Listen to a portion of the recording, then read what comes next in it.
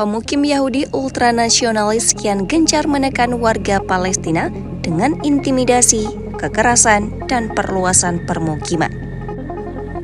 Kampanye diam-diam namun agresif dilancarkan di tepi barat dengan tujuan mengubah peta demografi kawasan ini.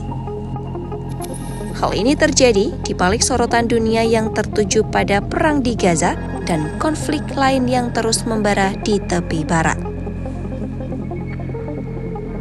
Meir Simcha, seorang pemimpin pemukim, tak segan mengungkapkan misinya dengan menyebut musuh di tanah mereka telah kehilangan harapan.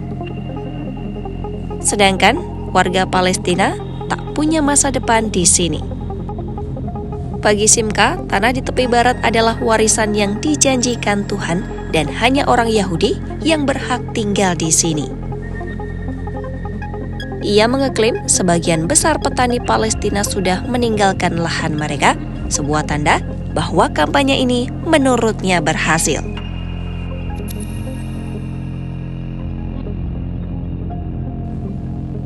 Pemerintah Israel dinilai memberi dukungan terbuka pada pemukim dengan pos-pos ilegal yang dilegalkan, logistik, dan kendaraan disalurkan, bahkan pernyataan resmi disampaikan untuk mendorong ekspansi. Menteri Pemukiman Orit Stok menyebut momen ini sebagai masa ajaib bagi gerakan pemukiman. Sementara itu, Menteri Keuangan Bezalel Smotrich memuji pemukim karena merebut wilayah yang sangat luas.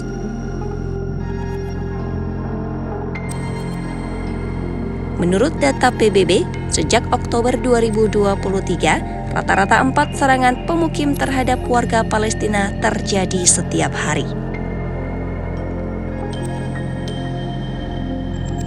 Salah satu insiden terbaru terjadi di desa Al-Khair. Jurnalis dan aktivis Palestina, Odeh Hatalin, tewas ditembak pemukim bernama Yinon Levi.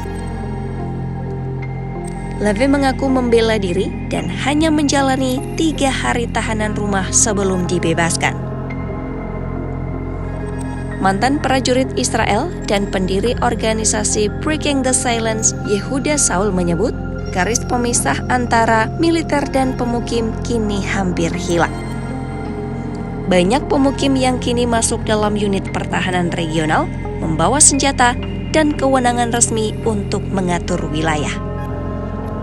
Sementara itu, bagi warga Palestina, hal ini berarti ancaman langsung tanpa perlindungan hukum.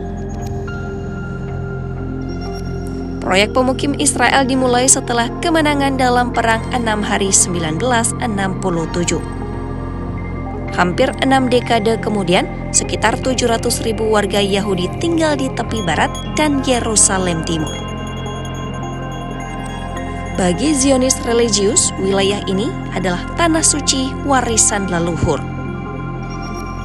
Sedangkan bagi warga Palestina, hal ini menandakan mereka kehilangan tanah, rumah, dan masa depan.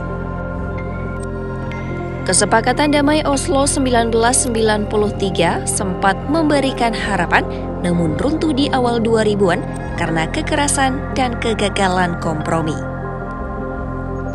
Banyak desa Palestina kini terisolasi dan dikelilingi jalan yang dibangun untuk pemukim dengan akses yang dibatasi oleh izin militer. Di sejumlah tempat, petani hanya diizinkan mengunjungi tanahnya setahun sekali. PBB memperingatkan praktik intimidasi, perampasan tanah, dan pengusiran paksa dapat dikategorikan sebagai pelanggaran hak asasi manusia yang sistematis. Kondisi ini juga mengancam ketahanan pangan dan kelangsungan hidup warga Palestina. Di tengah diplomasi internasional yang macet, tepi barat menghadapi realita yang semakin sulit diubah. Bagi pemukim, ini adalah kemenangan yang dijanjikan.